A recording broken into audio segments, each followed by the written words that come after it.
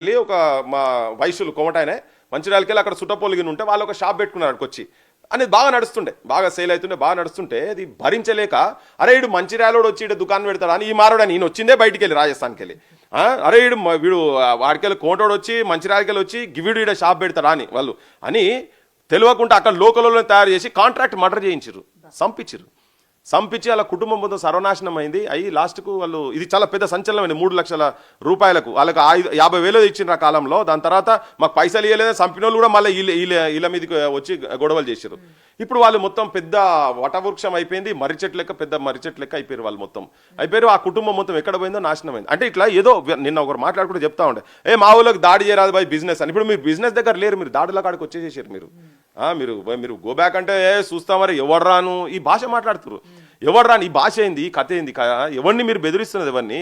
అరే మాకు ఓనమాలు నేర్పుతారా నాయన, ఉద్యమాలు ఎట్లా చేయాలి, పోరాటాలు ఎట్లా చేయాలి, ఒకటి తల్వారు పట్టుకొని తిప్పుతాడు ఇట్లేదు. అరే నువ్వు తల్వారు కాదురా నాయన, మా తుపాకులు తోపులు బాంబులతో ఆడుకున్న పల్లెలు మా తెలంగాణ పల్లెలు, మీరేం చేస్తారా నాయన మమ్మలను?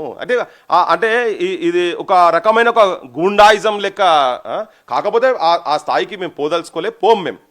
కానీ ఒకటేందంటే తెలంగాణ ప్రజలు కూడా ఇప్పుడు నేను మాట్లాడుకుంటా చెప్పిన ఓడెవడో తెలంగాణలో తాగి పంటడు అని ఏమో మాట్లాడితే అరే ఎవరు ఇలా దుకాణాల్లో కొనకూరి ఇప్పటి నుంచి మనోళ్ళు ఎవరైనా 10వ పరకో అటు ఇటు అయినా కానీ మనోళ్ళ దగ్గరనే కొనండి. మనోళ్ళు కూడా యూత్ ఏం చేయాలంటే ఇప్పుడు నిరుద్యోగులు మొత్తం 10 మంది తయారు చేసి అప్పో చేసి మీరు దుకాణాలు పెట్టుకోర్రి, వాళ్ళు బిజినెస్ చేయరాదు అంటారు కదా.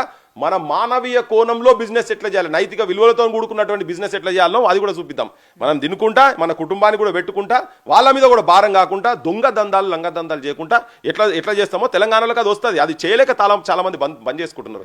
కానీ ఇలా ఇది చర్చ వచ్చింది కాబట్టి మన ప్రజలలో తెలంగాణ జనంలో కూడా పోవాలి. నువ్వు ఛాయ్ తాగాలన్నా కానీ ఇంకా ఓకేగా వాళ్ళ బంగారు దుకాణాలకు బంగారు షాపులకు పోవద్దుగా. ఇప్పటి నుంచి స్టార్ట్ అవుతుంది అది, ఆ ఫీలింగ్ మొదలవుతుంది కదా. ఇప్పుడు అక్కడ ఆమన్గల్లో ఉన్నది కదా, ఆమన్గల్ జనం కూడా రేపు పొద్దుగాల తయారైంది అనుకో.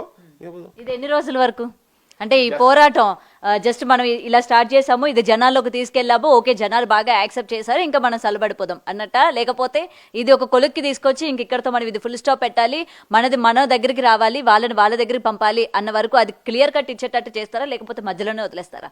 ఎందుకంటే గతంలో కూడా ఇలాంటి ఇష్యూ ఒకటి వస్తే ఇలానే వాయిస్లు రైజ్ చేశారు, ఇలానే అందరూ కూడా పోరాటం చేశారు, మాట్లాడారు, తర్వాత అక్కడికి అది క్లోజ్ అయిపోయింది. అయిపోయిన తర్వాత మళ్ళీ సేమ్ ఇష్యూ మళ్ళీ వాళ్ళ రైజ్ వచ్చింది, అంటే రైజ్ అయింది తెరపైకి.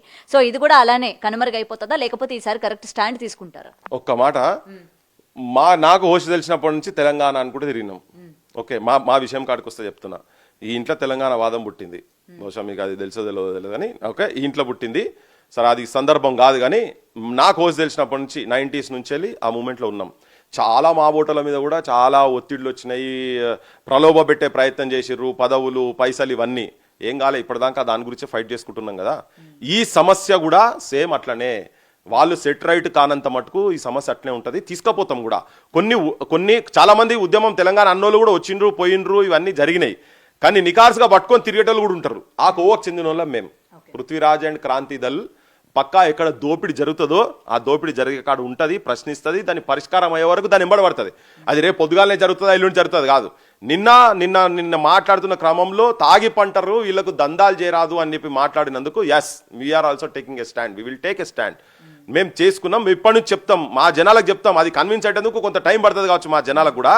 కానీ ఎక్కడికైనా కానీ దోపిడీ చేసేందుకు వచ్చిన ఒకవేళ వాడు దోపిడీ చేస్తున్నాడు అంటే ప్రూవెన్ కదా, మన కళ్ళ ముంగట వాళ్ళు చేస్తున్నారని ప్రూవ్ అవుతున్నది.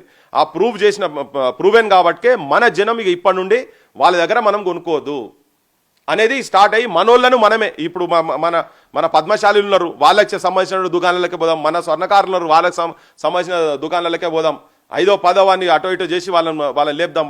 వీళ్ళందరూ ఇక వాళ్ళే బంద్ గో బ్యాక్ అని అనాల్సిన అవసరం లేదు. వాళ్ళే దందాలు బంద్ అయితే వాళ్ళు రిటర్న్ పోవాల్సిందే. నిన్న ఒక చర్చలో మీకు ఉదాహరణ చెప్తున్నా, ఒక చర్చలో స్టార్టింగ్లో దాడి గురించి